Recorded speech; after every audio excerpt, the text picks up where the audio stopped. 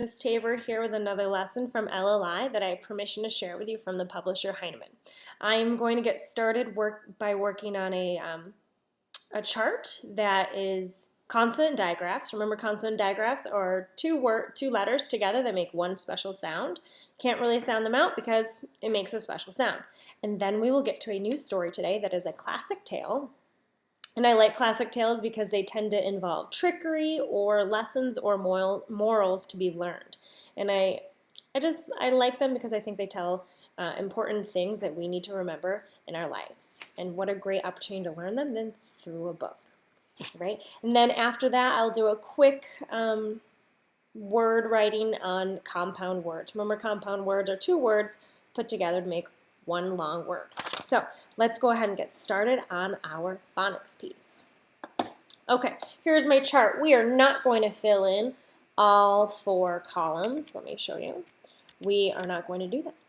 We are going to do two, which means we are going to work on two different consonant digraphs. And today, they are going to be at the end of words. We've been practicing a lot of them at the beginning of words. Well, they can be at the end also. So this one is actually really long. It's going to be each. So really the digraph is the ch. We're just going to put the specific vowel in front. So this is, we can write the word each because that is a real word. How about peach? How about beach? And reach. So we have each, peach, beach, reach. If you can spell each, you can spell all of these other words. Next one is ish. Now the consonant digraph is really the SH, but we are going to work with this pattern. Remember, if we know certain patterns, we can write other words that have the same sound that could follow the same pattern. So in this one, wish, dish, fish. If we want to get really fancy and add endings, let's do fish-een, fishing. So this is called a suffix or an ending. We take that base word or the root word and we add an ending to it. Awesome. So go ahead. These are the words we're practicing today. Again, there are more, but that would take way too long all the time if we went over all of them. Now I'm thinking I'm going to go ahead and just jump right to the compound words. And we'll just start making a list. So the two words, inside, put it together, inside. Then the next two words, outside, outside. Everyone, everyone. Everything, everything. Anyone, anyone. And anything. So go ahead and read those words quickly. Inside, outside, everyone, everything, anyone, anything. Can you read them fast? Set a timer if you want to. Can you read it in 10 seconds? Maybe 20 seconds? I don't know. See if you can set a timer, read them, stop your timer, check out the time, do it again. See if you can beat your time. Really, if you can just see these words, find the beginning, make sure you read through the whole entire word, and you can read these compound words easily. Alrighty, here is our news story today. It is called The Coyote and the Rabbit. Now this is a classic tale, just like Chicken Little or The Great Big Enormous Turnip, or you know the ones about the pigs and the big bad wolf, or Goldilocks. Her name wasn't quite Goldilocks in our stories, but still, similar idea. So in this story, the animals do talk, and there's kind of a problem. I am going to read this to you, and I want you to follow along with the words, listen to it, and then I want you to read it yourself, because we're not practicing me reading, we are practicing you reading. Let's go ahead and get started. So these are classic stories, so they're not actually written by, they're retold by. And this was retold by Linda Ross. And she takes similar ideas from other versions of this story and she changes them or makes them a little bit of her own. That's the point of classic stories. All right, so long ago, Coyote met Rabbit in the desert. I can run as fast as the wind, Coyote bragged. I am the fastest animal. Now, I know we've talked about bragging before. Do we like it?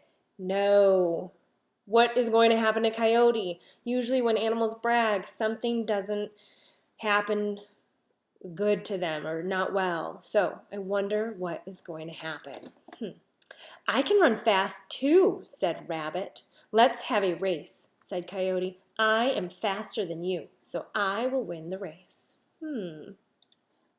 Rabbit wanted to win, but he knew Coyote ran faster.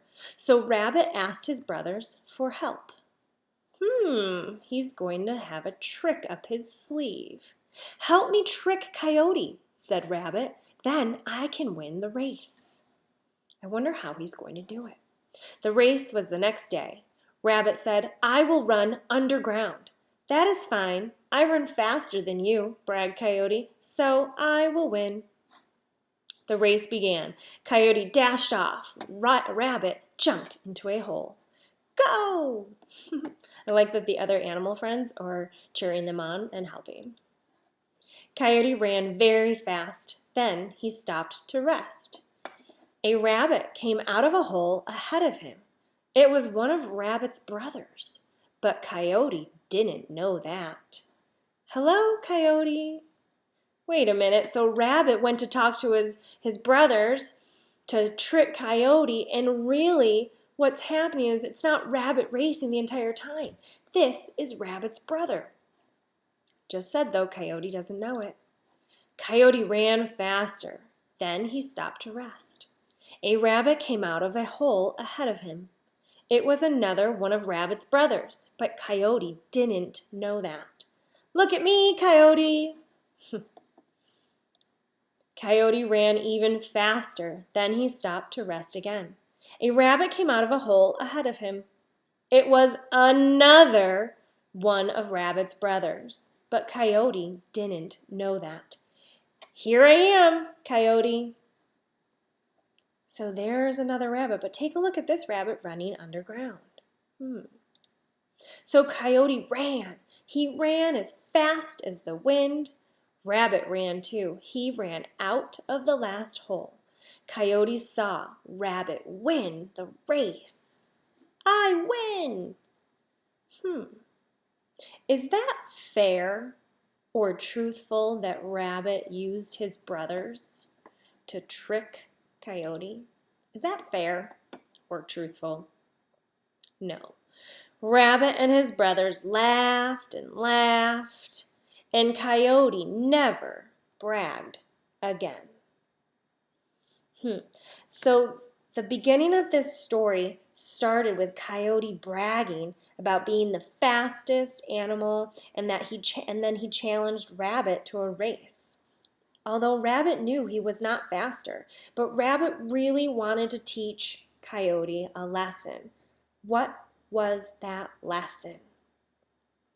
That lesson was to not brag. Bragging is not good. It makes people feel bad oftentimes. And so Rabbit wanted to teach him or to trick him. So how did Coyote feel at the end? He probably felt sad. I mean, he lost. He was bragging. He lost. Maybe he was embarrassed. And hopefully he never bragged again. So there's that story. Oh, here we go. I'll show you the play version. There are 4 different parts. Go ahead and assign them to someone at your house if you would like to read them and do this play. I'll go through these a little slowly.